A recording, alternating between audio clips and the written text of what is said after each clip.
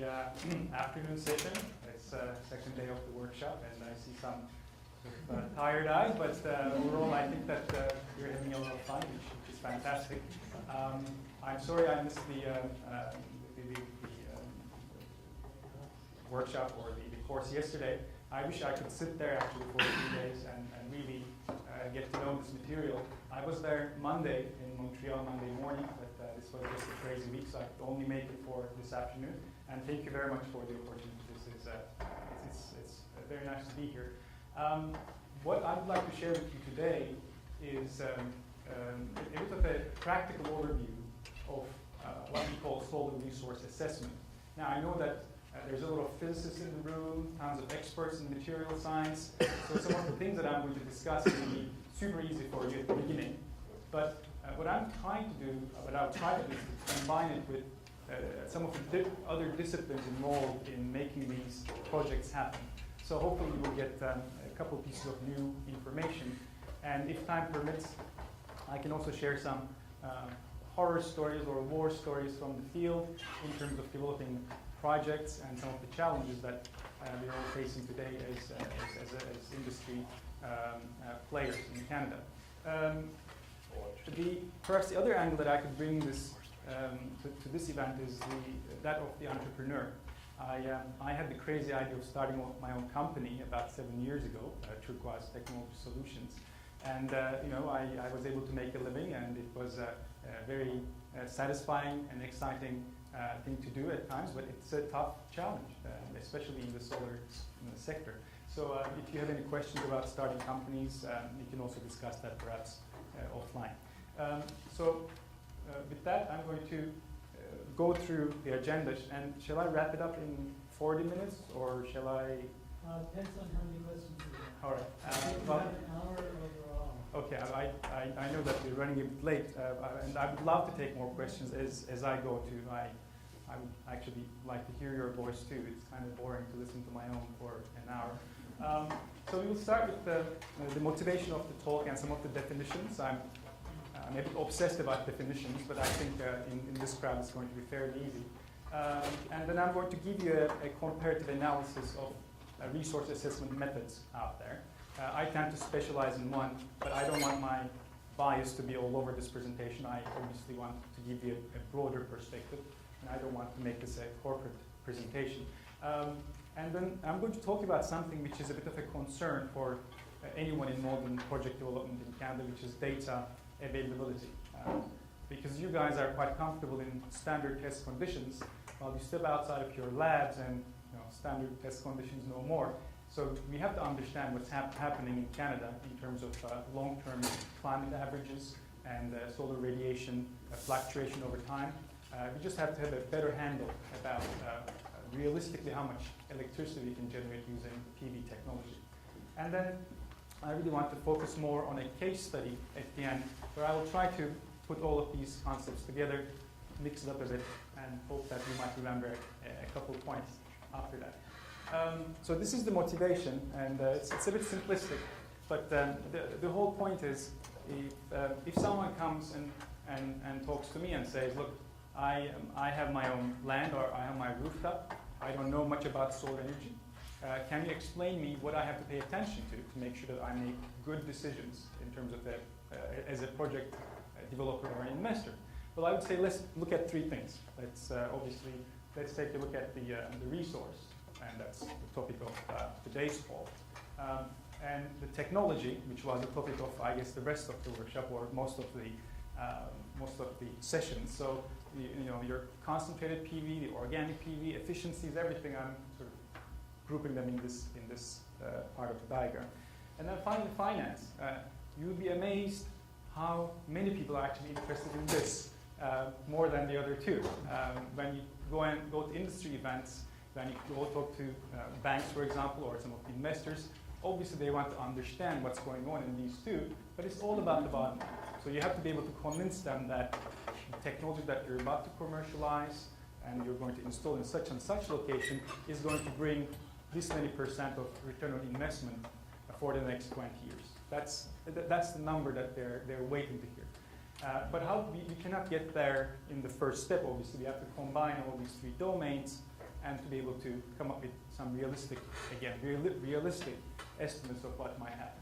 So on the resource side, we will talk about things like GHI and DNI, and I'm going to give the definitions, but I'm actually fairly confident that most of you know what these are. On the technology side, we have types of PV technologies, different efficiencies, and for example, the presence of a tracking system or not in the projects. That's what I mean by technology. And obviously, I'm not qualified enough to talk about that in front of this crowd. And finance is all about how much is it going to cost me to install the system, and how much I can expect to generate as an investment from this particular project. Now, the cost may be more straightforward than price per kilowatt hour, for example, because as Eve was describing very nicely, it's one thing to install a project in Ontario, it's another thing to install one in Quebec, for example. You cross the border, you take this part out, and suddenly the market disappears. That's why we have to try to be integrative in our thinking, and so that was the motivation part.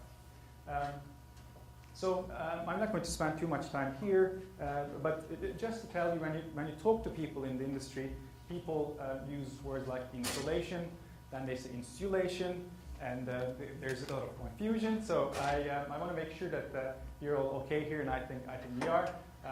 I'll be mostly concentrating on irradiance. I'm looking at the sort of a point in the curve, and if I'm taking the integral under the curve, then I'm looking at irradiation over a certain period of time. And I'm going to show you some curves that you can actually play with. So, as you know, obviously solar energy is the fuel of all of these systems, these beautiful systems that we're trying to develop and build. But obviously different components of solar radiation have different uses, if you will. So when I'm talking about GHI, global horizontal irradiance, you're talking about PV and not concentrated PV, because you're able to use the diffuse part of the radiation. When I'm talking about DNI, direct normal irradiance, now I'm more in the solar thermal domain, I'm in the concentrated PV domain. So obviously when I say solar resource assessment, depending on the technology at hand, I would have to specialize on the GHI or the DNI parts. And just to let you know, DNI is much, much harder to get a handle on than GHI. And there's various reasons for that, and we will, if time permits, we will discuss some of these too. So, in a way, one thing I want to do quite briefly is to sort of follow the journey of a photon from the surface of the sun all the way to some solar panel which might be sitting on top of this building, for example. So what happens to that energy as it's going through space, hitting the top of the atmosphere, and coming down all the way to the surface? And probably, again, in this crowd, I imagine that you have a pretty good handle on this, so I won't spend too much time on it. But just, I think it would be a good exercise to go through the steps together.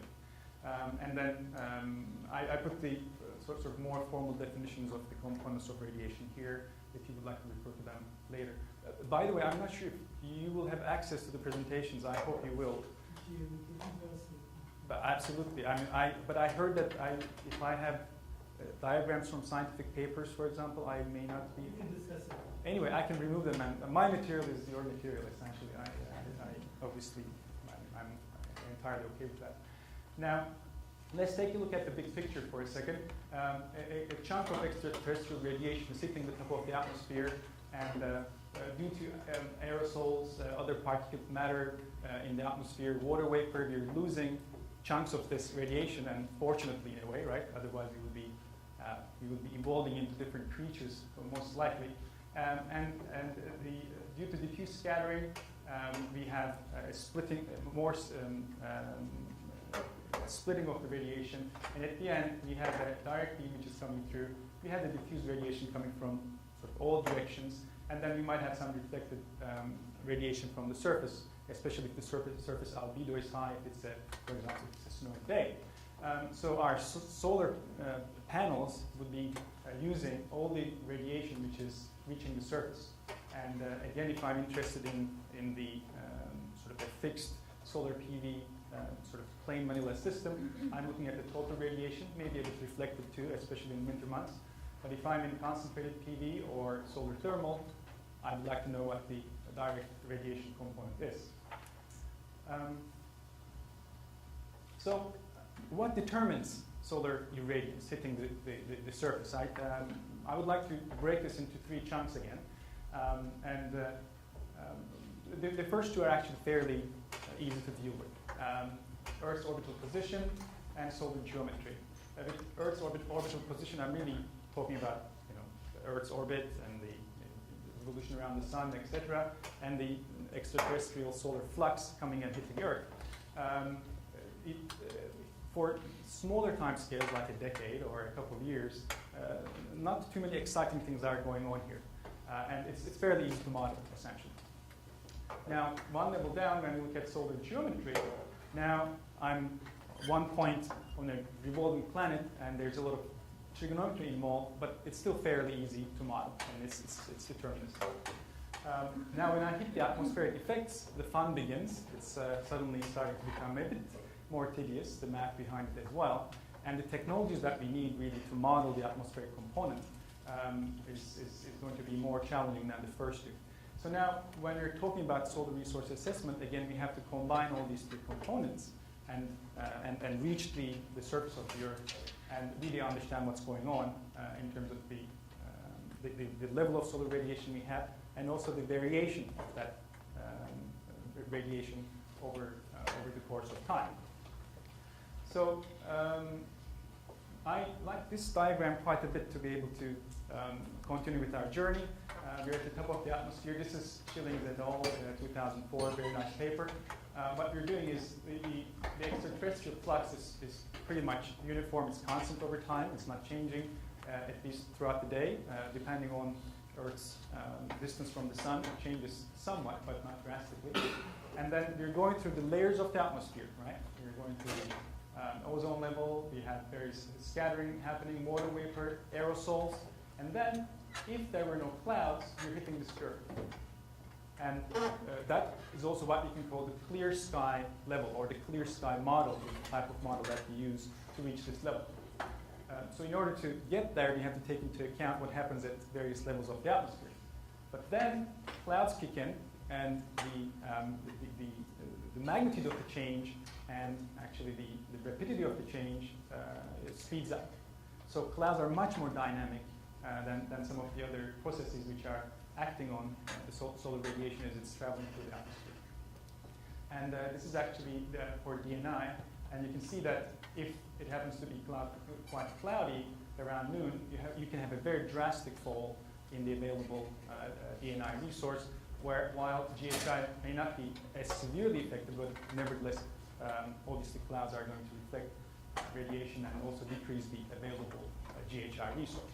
Again, like a handy nice graph to understand what's going on at different layers, and sort of the magnitude, the chunk of the bite each time you're going through that those layers.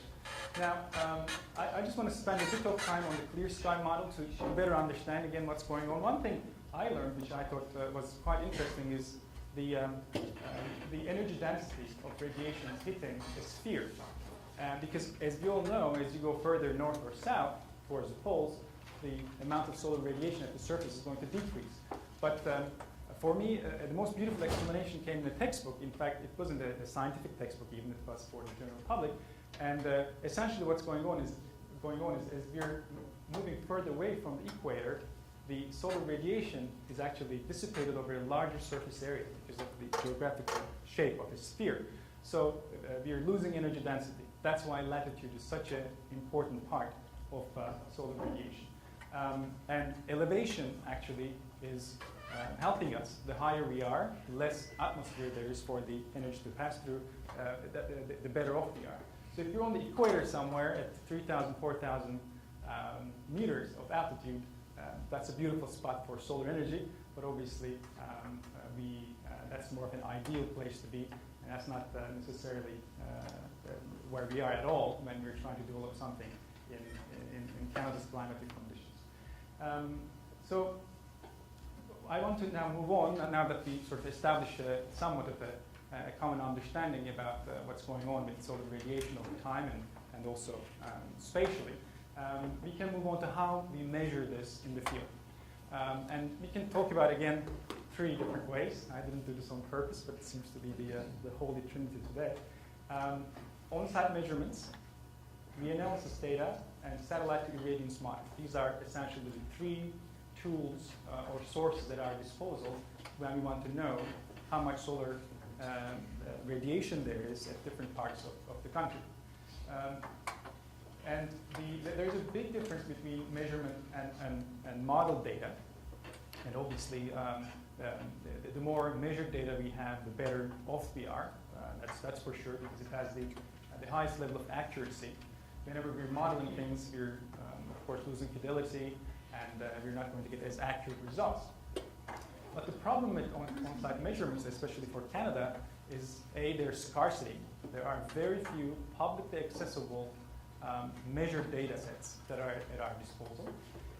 Secondly, and they're location specific. If I have one data point for Ottawa, which I do gladly, it's not necessarily going to be a good data set to use if I'm about 25 to 30 kilometers away from that data point. So if my project happens to be somewhere near, let's say, Kingston, the Ottawa data point really it's not helping me a lot. It can help me train my models, mind you, if I'm using the other methods, but just using the Ottawa data point for Kingston is actually going to be quite misleading. Secondly, it's very costly to collect on-site measurements, and I'm going to explain a bit more why that's the case. And thirdly, and cost is something that could be surmounted somehow, but one thing it cannot surmount is the fact that there's no memory. In other words, I install my on-site instruments, I step back, I start recording, now I have to wait. How long do you think I have to wait before I can start using that data in a meaningful way? A couple days, weeks? Years. A year. Years, but industry practice for larger projects is about a year. But that's not the only problem. The other problem is I have no idea, just by that measurement, I have no idea about what happened in the previous 10 years, 15 years, 20 years. And you will take a look at that. That's what I mean by no memory. The analysis data is more in the meteorological sciences domain. And the advantage is you can have global coverage. It's based on numerical weather prediction models, which are currently, for example, provided by Environment Canada, here in Canada. And you have access to decades of available data. But the problem is they have low spatial resolution, for example, 100 by 100 kilometers per grid.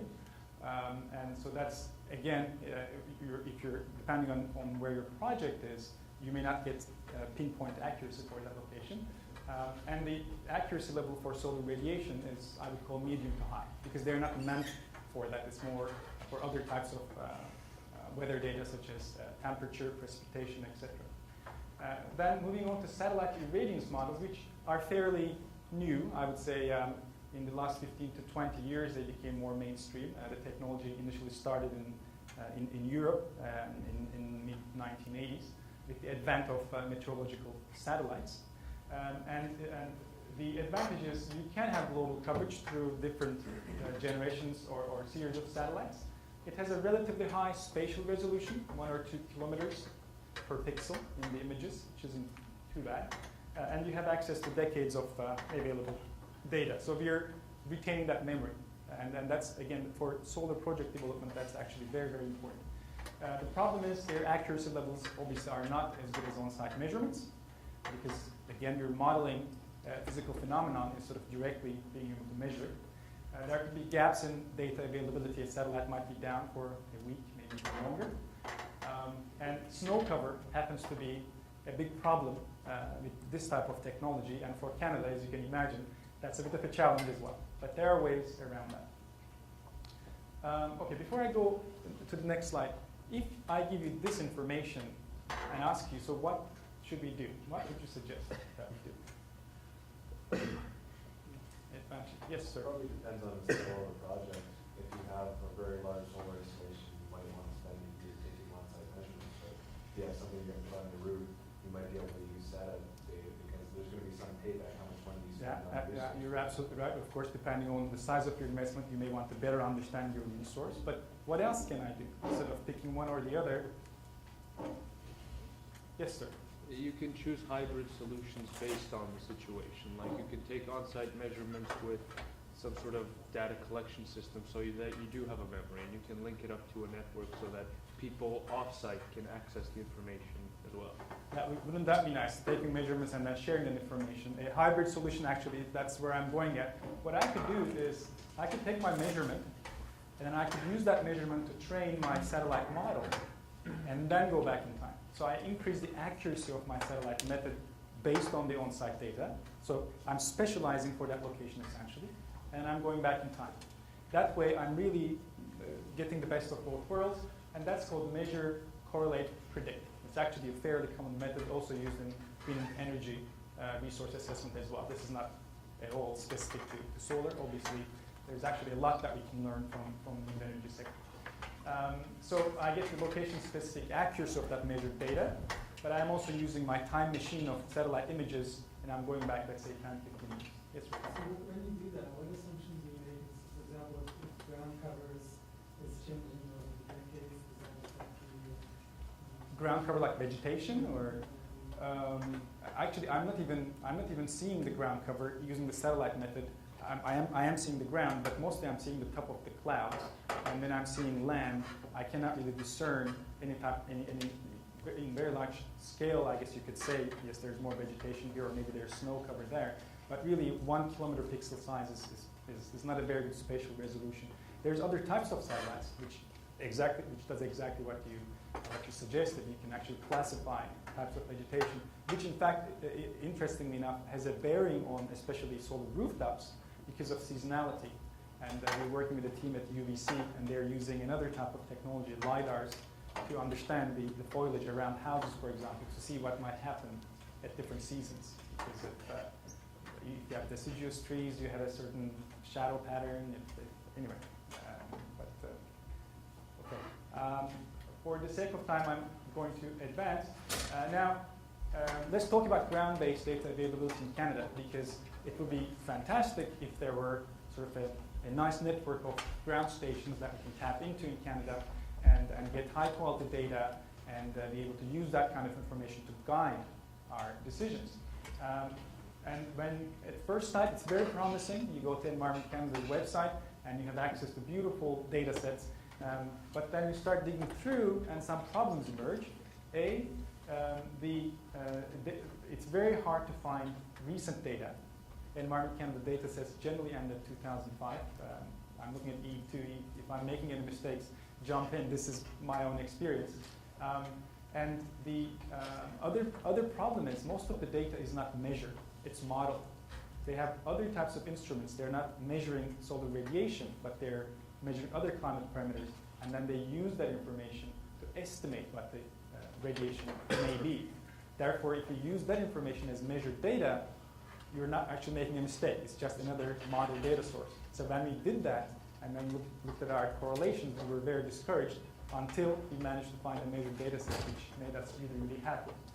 But, and you can see on this map, this is by Rory from UBC, you see that quite a bit of the collection of data ended in the 1990s and the 2000s.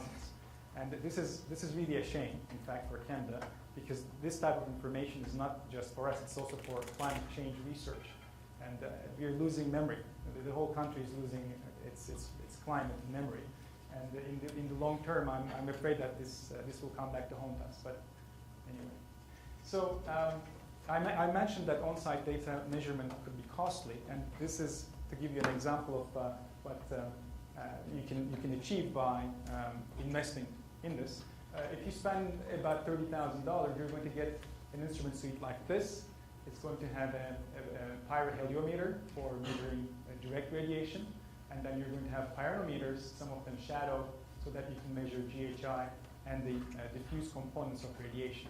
That way, you're measuring multiple components at the same time. You're tracking the sun, because with a pyroheliometer, you have to be able to track the sun for the DNI component.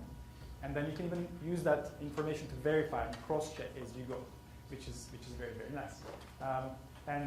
I think there's a similar system in Varennes.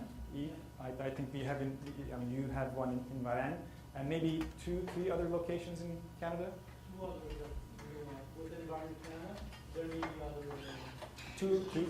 Two other we know of. So for the size of our country, we have about 3 or 4 of this type of instrument. And so most people who are interested in larger projects, they invest in their own data collection systems. They set them up and collect the data for about a year. Now, what's the situation in the US? In the US, there's actually a specific network of ground stations specifically built for fine-tuning satellite models. It's called SURFRAD.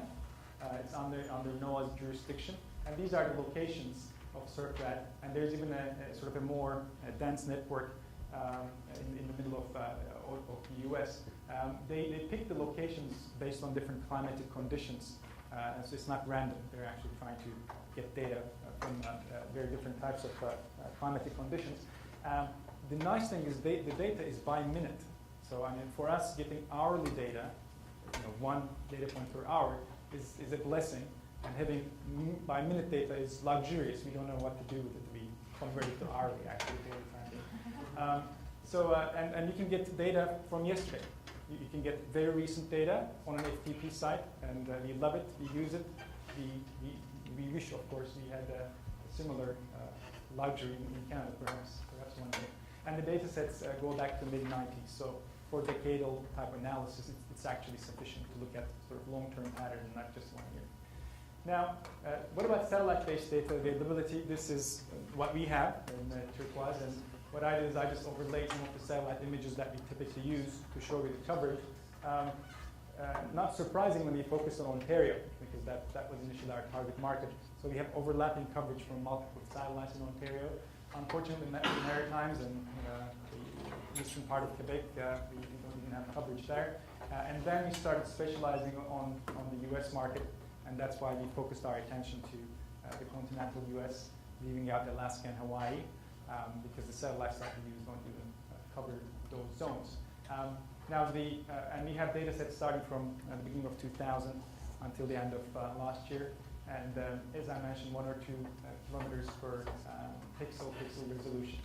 And we have very recent data available. In fact, we're working on a monthly index that we will publish soon, which will tell us what happened in the last month across Canada, especially Ontario, not across Canada, but mostly Ontario.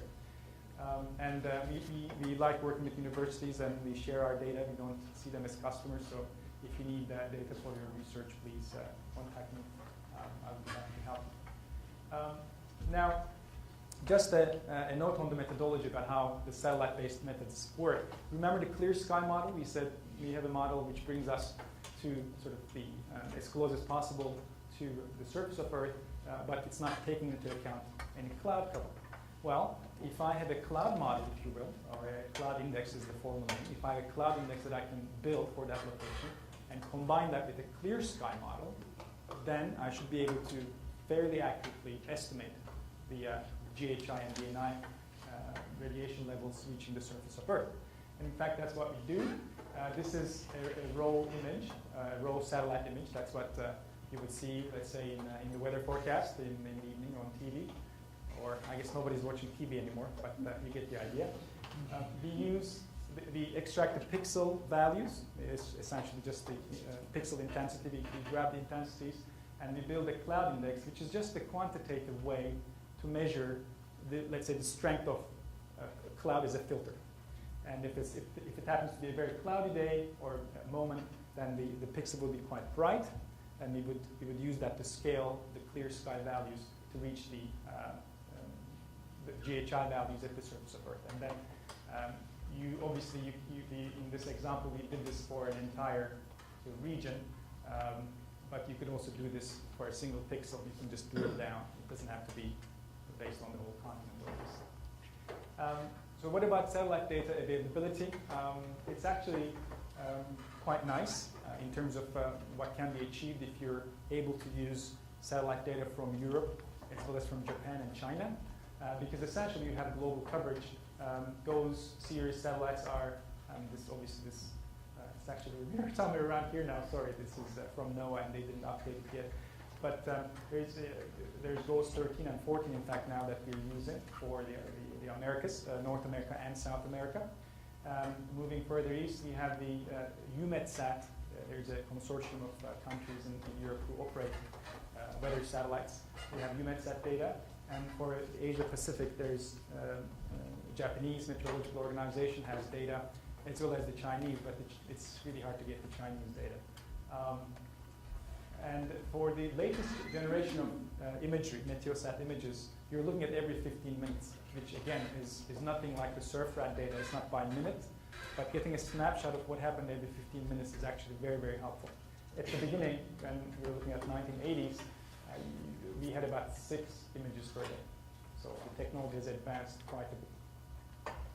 Now, going back to resource assessment, and whether it's by satellite or by on-site measurements, what do we do with all this data? What I call this is statistical characterization. I really have to understand what's going on, and just getting the mean of the value of a distribution is not enough for me. If I'm able to build the whole distribution of solar irradiance over time, that's going to be the most important piece of knowledge that I can have, because then I can use it, for example, to run financial simulations. I can look at the impact of using different technologies. So being able to have a good feel about the whole distribution is actually very, very useful. So if you have hourly time series data going back 10 years, that's exactly what we can do. We can build a statistical distribution which can represent the variation over time. You can use histograms for that, for summarizing the information. Heat maps are a bit more commercial. People like seeing what might happen on a on a long time scale, but across the day. I'm going to show you what I mean. P95 is what the banks would ask for typically. That's the sort of 5th percentile of a cumulative distribution, which shows you sort of your worst case scenario in terms of your resource. And people would ask me, is your data bankable? I did my solar assessment, here's my data, is it bankable? That's the type of thing that they need. Would a bank look at that report and see what they want to see in the report, especially with a certain company's logo on top of it, which brings credibility to the whole exercise. And then this method of a typical meteorological year, TMY, which is commonly used not just for solar, but also for sort of building HVAC systems and other types of architectural calculations, is commonly used. So my favorite, if I were to choose a single metric to represent solar radiation at a given site, I would pick hourly GHI. Or you can pick the DNI value, but the point is I would get the hourly average of the resource on that location. And the reason is pretty simple. I can then obviously calculate the daily values and the annual values quite easily from that value. But more importantly, remember the data gaps. There's always going to be data gaps. The instruments will be down certain times of the day, maybe even for weeks. So if you were to only get the annual totals, that could be quite misleading when you're moving from one year to the next. Whereas if you're focusing on the hourly averages only, that's more of a sort of robust metric which stands the test of time. And we're looking at 150 to 160 watts per meter squared for Ottawa, Toronto area. And at the top of the atmosphere, I actually never mentioned that, I guess it's about 1,370 watts per meter squared. So I'm down to less than 10% of the incoming radiation in space due to all of the factors that we discussed, atmospheric effects and clouds. Another metric is kilowatt hour per kilowatt. Probably you've seen this. It just means that if I install a 1 kilowatt system, I'm going to get this much kilowatt hour of electricity over the course of a year, or at any given time scale that we're interested in. And we're looking at 1,200 is the number that people typically use for investments in Ontario, which I think is a bit dangerous because there's actually a lot of variation in Ontario as well when you start paying attention. And then full sun hours. Did you hear this one? This one was new for me. People were saying it's 4 full sun hours or 5 full sun hours. What they mean is there's equivalent incoming radiation of about at 1,000 watts per meter squared. There's equivalent of about 4 to 5 hours. That's what they mean at any given area. So you might see many different types of representing this information, but again, my favorite tends to be this one. Now let's actually take a look at a data set, and I grabbed this one for Ottawa for various reasons. This one happens to be one of the sort of measured ones that's publicly accessible, measured by actually National Research Council data. And B, of course, we're in Ottawa right now, so I think it would be quite suitable to do this. And look at the memory of this data, going back to 1953. So obviously there could be many different issues with instruments over the years. So you may not have the same accuracy back then as we do today. But nevertheless, this gives me more than half a century of data. And I find it particularly useful to understand the behavior of solar energy over time. Because without letting you spend too much time there, what do you think is the variation might be from 1 year to the next? We're talking about the total amount of energy coming to Ottawa from 1 year to the next. How much do you think the variation could be, typically? 20%? Maybe for DNI, actually, even for that, it's got to be pretty stable, right? Otherwise, again, evolution would have a hard time adapting to it. But so it's not, for example, for wind, that could be the case. But for solar, any guesses? No? 10%? Yeah, you're good. You're good. I mean, the more that number is, the better it is for me, right? Because my service is based on describing the values. But most people in the industry seem to think that it's 1 or 2%. People don't think that there's a lot of variation from 1 year to the next. They understand that it's an intermittent source. So from one day to the next, they think that there will be some difference. But they say, I'm going to install it. It will sit there for 20 years. What do I care what happens in the first 5? It's going to catch up later, which is partially true. But still, I would like to understand my total risk exposure as an investor, because if I'm going to have -5%, -5%, -5%, 3 years back to back, I'm going to be producing much less than what I thought I would. So I just want to understand, let's say, what the probability of that event might be. Anyway, going back to the data, this is the long-term average, again, based on 50 years of data. This is the actual data points, the maximum and the minimum. Can you believe the max? I think you can, because I'm thinking, okay, this is 1962, what was the instrument? Who was the person in charge of that instrument? Is it risky to use this data? Well, we had a repeat of that in 1989, and we were close to it at the end of 90s. So it seems plausible that that data point is fairly accurate. And then you're dipping down at various times. And let's pick a time. For example, let's say you happen to install your system around here, and for the next 6 or 7 years, you were consistently below the long-term average, right? So that's why you open the Solar Energy Atlas of Canada, long-term values, fantastic. You grab a number, you say, this is what I'm going to get for my investment. Well, that may not be the case. And again, if it's a sort of a microfit scale, residential rooftop, maybe you don't care. But if you're installing a sort of megawatt scale system, you better get a handle on what's actually going on your project location. Okay. This is another graph based on the same data. And the first time I saw a graph like this was actually, it was prepared by DLR, the German aerospace agency. It says aerospace, but they're very active in the solar energy sector. They do some wonderful work. And their data was actually, I think it was for Berlin. And Europe has painstakingly recorded material data for, I guess, more than a century now. So they can even go back further than 50 years. But it was a very similar graph. The point of the exercise is this.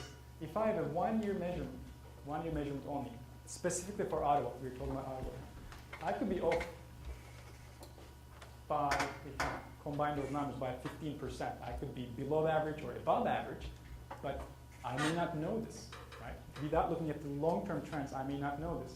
So what if I increase the window there, my averaging window? What if I look at pairs of years, and then 3 years, 4 years, 5 years? Obviously, the further back I'm able to go, the closer I get to the long-term average. And as you can see, even in order to get plus or minus 4%, you're looking at about 12 years of data. This was for Ottawa. Obviously, for other parts of Canada or the US or the world, you might have different trends. But the point is, again, investing in a 1 year data set, meticulously measured 1 year data set, can still mean that you're maybe plus or minus 8% off.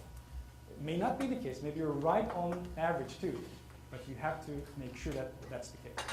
That's the whole point. So again, it seems like the future will be more about still taking on-site measurements, because that's also sort of commercial confidential data. You want to keep that for yourself. If you're investing in a large project, you're not necessarily going to share that with other people in the industry. But you take your data and then use the satellite-based methods or maybe reanalysis data to go back in time and make sure that you're not missing any of the long-term trends that may not be even visible in that single-year data set. Any questions so far? Yes, sir. Do you know the kind of deviation from one year to another for other source of power? For example, if we don't find any coal or oil or water-ish? Well, that's a very good question. In fact, look at what happened in Japan. The question is, what about the variation for other types of generation? In Japan, just after an earthquake, they essentially lost about 30% of their generation. I cannot remember the nuclear source, but absolutely. I mean, here we're at the mercy of nature, right? I don't think that we're controlling the nature. We're adapting to nature. On the other hand, when we're talking about uranium supplies, fossil fuel supplies, single events could upset the whole system, like Israel attacking Iran, for example, could cause a huge disruption in the oil supply. And that's very hard to model. This is fairly easy compared to that. So I agree with you. I mean, I think we have to keep this in perspective, but we also have to get a good handle on this because people are going to hit us. They're going to say, well, solar power, it can never be the base load, it's intermittent. Well, yes, it is intermittent, but look, I actually studied the variation, so I'm fairly confident that over the course of the next 5 to 6 years, whatever, we're going to be fairly close to the long-term average. Yes, sir. What kind of impact will global warming have on the variation of cloud distributions? That's an excellent question. The impact of climate change on things like cloud distribution. There are groups which study that, certainly not my expertise, but on Monday, if you were in Montreal, Hydro-Quebec actually, they showed a graph. I think it was Uranas prepared for Hydro-Quebec, showing precipitation. I think when you think precipitation from clouds, so I think you could see certain trends there, but I don't know actually what those trends might be.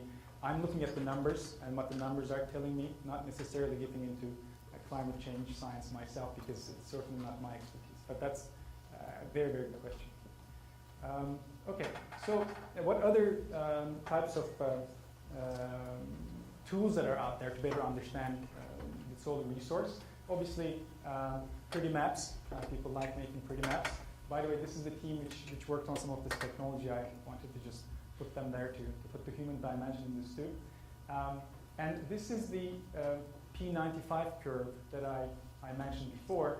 And here, as you can see, by using the data, we can build the whole distribution. We use some numerical simulation to be able to do this. But at the end, instead of telling to the bank that, well, my average resource is this much, you can say that, with 95% chance, I'm going to have at least this much amount of power. So it increases their confidence in your ability to run the project too, because they see that you've done your homework and you didn't just grab an average figure from any source. Now, what happens when you look at the full time series data? This is actually one of our data sets. And as you can see per day, we don't have a whole lot of data points.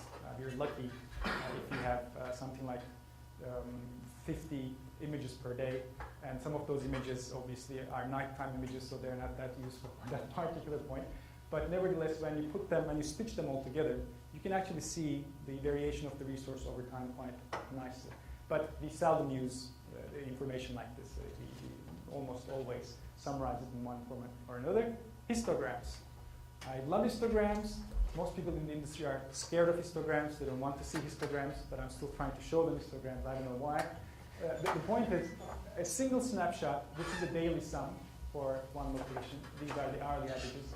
Single snapshot, and I can see what kind of a system I may design in a way, because I know that in any given day, I'm never going to surpass this amount of incoming solar radiation. There are my peaks, because this takes into account seasonality. These are the daily averages for 10 years, sorry, daily values for 10 years, not just averages. And as you can see, there's sort of bimodal almost. There's a peak. These are a bit artificial because we have to fill in the blanks with some average values. So the histogram itself needs more work in a way, but there's actually so much you can learn just by looking at the histograms. And then look at the NI, for example, you also see that it's definitely there's a higher sort of occurrence of lower values, but it's also quite spread out. compared to GHI, for example. So there's different ways to interpret histogram, and I find them particularly useful to understand the behavior of solar energy.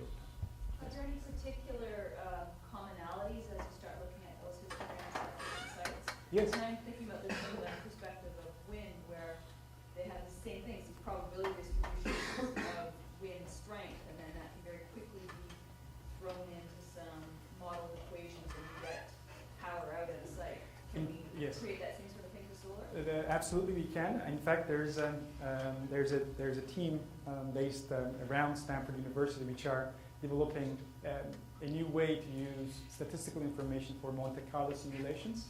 It's called DIST, D-I-S-T, and it's something that you can put in even Excel, for example, and all you need is like the first 2 moments of a distribution, and then they're trying to standardize that as a sort of as a more transparent way to do Monte Carlo simulations. So in a way, I can use the hourly data, and I can get my DIST function, and I can put that in some simulation that you could repeat, you could replicate. So you, let's say, as a verification of my work.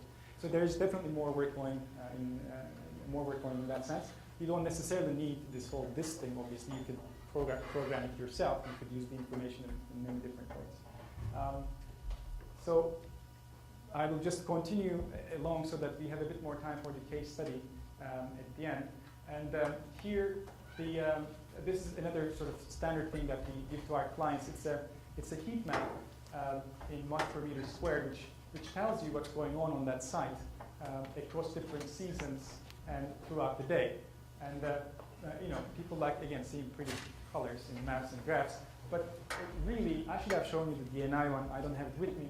One thing we discovered is, this is intuitive, right? Around noon, summer, of course, I'm going to have more radiation. And yeah, it's like I can see these concentric circles, and yeah, okay, fine. But then we did the same thing for DNI, and we had the maximums around here. So it's early morning hours in late summer and early fall. And I thought, you're wrong. It doesn't make any sense. And then we actually looked at, I think it was Environment Canada data, ground measure data, and we saw the same trend. I don't know what actually causes it, and that's what I meant by I'm just looking at the numbers. But when you dice and slice data, this is a bit like big data, right? You're looking at the information from different perspectives. You see certain things that are actually not intuitive at all. But I should have shown you the DNI when I picked the more boring one. Typical meteorological year, I'm putting it here because you might hear this, and people use this as an input to various software tools in the industry. What this does is, it's a method not developed by, but sort of standardized by NREL in the United States. They actually use multiple year data sets, and then they compress that information into 1 year, hourly data for 1 year. And that year is supposed to represent what happened throughout those 50 years, let's say. And the way they do this is it's a statistical method. They just pick 1 month, the best month, which would represent January, let's say. They use a curve which just shows the type of analysis that they do. This is the long-term data that they have. And then TMY data in these squares. I'm sorry, it doesn't perhaps look very good from the back. But it doesn't always have to be the best fit for that month, because they look at the representative power of the whole data set for the whole 50-year period. This is fairly standard, but the problem with TMY is you're entirely losing the ends of your distribution. You're compressing the data towards the mean. You're trying to represent the whole 50 years using 1 year of data, whereas I think we have to be paying attention to those tails of the histogram, for example, that I showed you, or the P95 that I showed you, because it's the tail of the distribution that will get you. What I mean by that is, if you look at this distribution, if you happen to be here 5 years in a row, that's what's going to get you. Whereas the TMY is trying to get you closer to the mean values. And so TMY might be very useful for designing a heating and cooling system for a building, but it's not necessarily the best tool out there for solar energy projects. I don't think that people are there yet. They're still using TMY actively, but perhaps as we get more field data with actual performance, we will be able to move beyond TMY in a way and use more sort of numerical simulation-based methods. Okay, I wanted to put out some common software tools that people use in the industry. These are the brands that people trust. RETScreen is at the top. It's actually made in Canada, thanks to Natural Resources Canada. It's a fantastic software tool, and not just for solar, for many different types of renewables. PVSys is a spin-off from University of Geneva, and that university happens to be one of the sort of centers of excellence for this type of work. PVSol is German. Homer and SAM are both US software, and Homer and SAM are free of charge. These are paid for software, and RETScreen is also free of charge. So I really encourage you to use at least RETScreen a couple times, and I'll show you at the end, because it's nice again to be able to put together the resource, the technology, and the financial aspects, and the RETScreen and the PD system, these other tools enables you to do just that. Now I want to switch to a case study, and I'm wondering if I can switch to the laptop, because I just want you to show you the model on RETScreen itself instead of just showing you the slides. And maybe I'll take another 5-10 minutes and then open up for questions. Are we okay?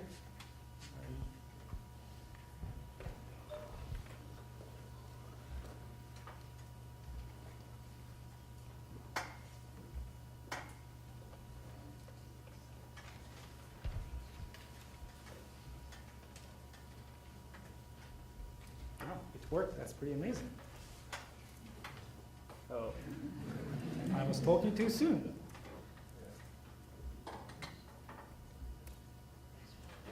All right. And I'm sorry about the quality of the output. It turns out there's a problem with the cable. It's a bit as if you had your second drink of the day. But so this is a fairly simple software tool. I'm talking about RETScreen again, the one from Natural Resources Canada.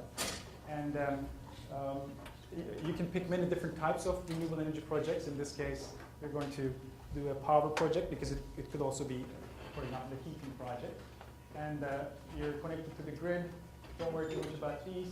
And at the bottom, you're going to pick the location of your project and the environmental parameters.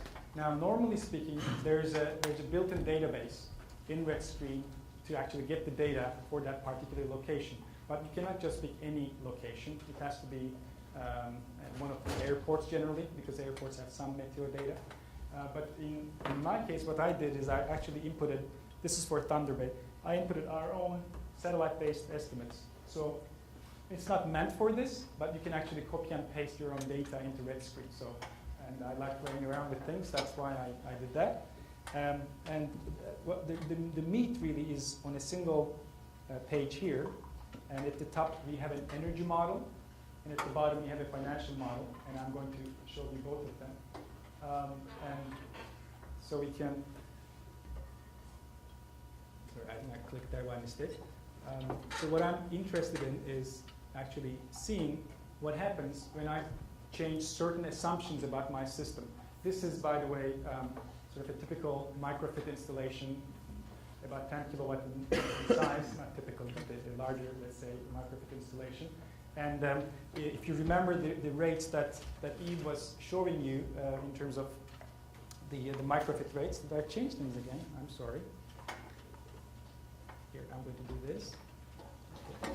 Here you can see that I'm getting about 54 or 55 cents per kilowatt hour of electricity that I'm generating from my system.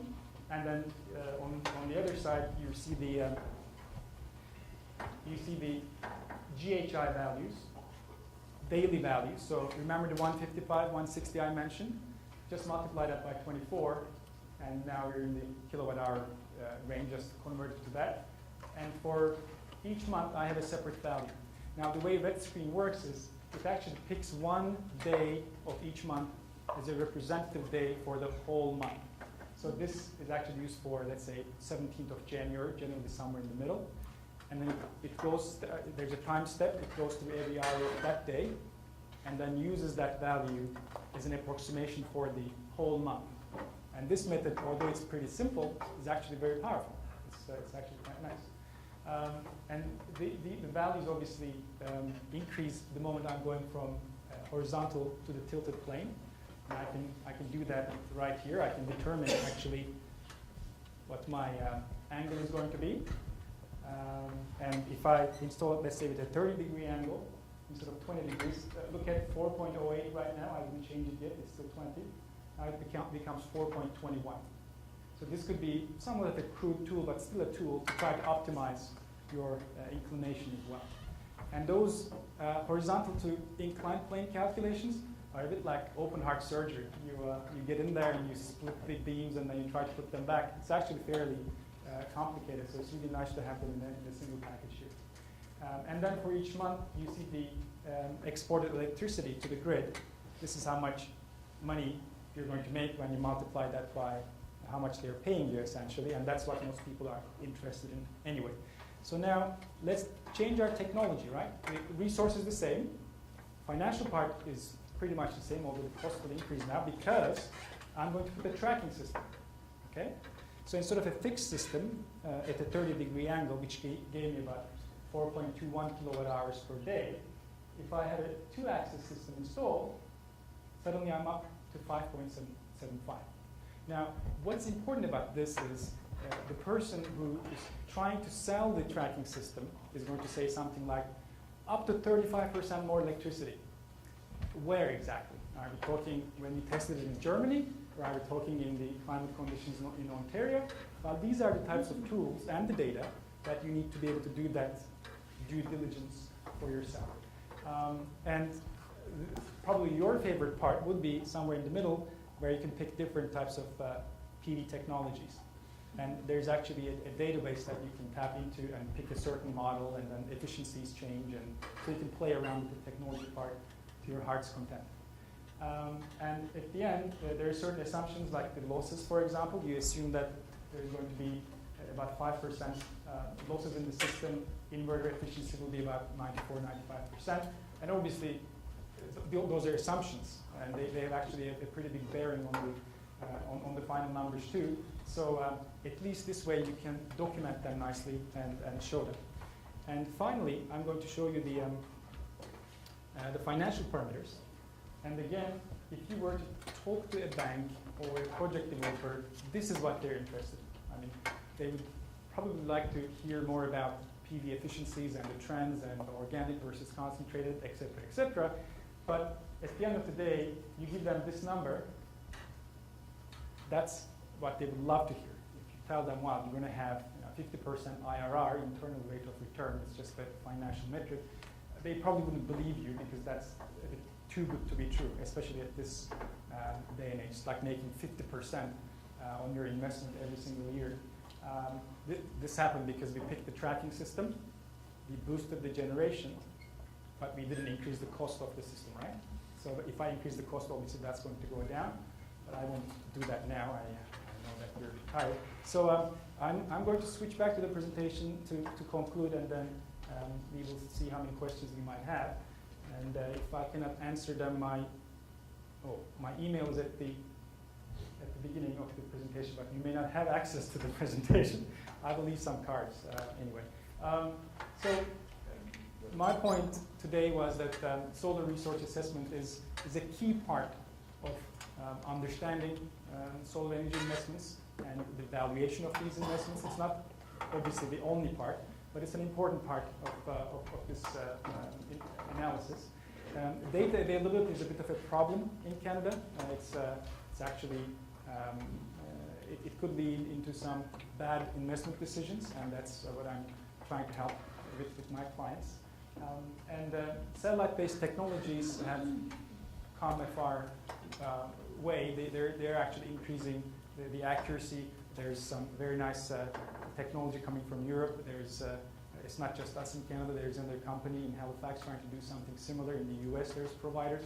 So I think you'll be hearing more and more about satellite to irradiance models and their advantages and disadvantages. But the point is, I don't think that the satellite technology is there to replace on-site measurements. It's more of a case of combining them in an intelligent way. So that's it for me, and thank you for your attention.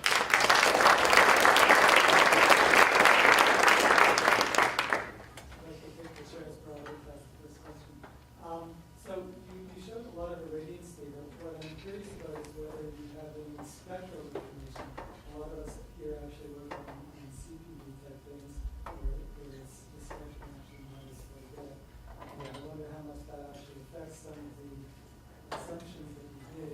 That's a very good question. Unfortunately, I don't have any spectral data.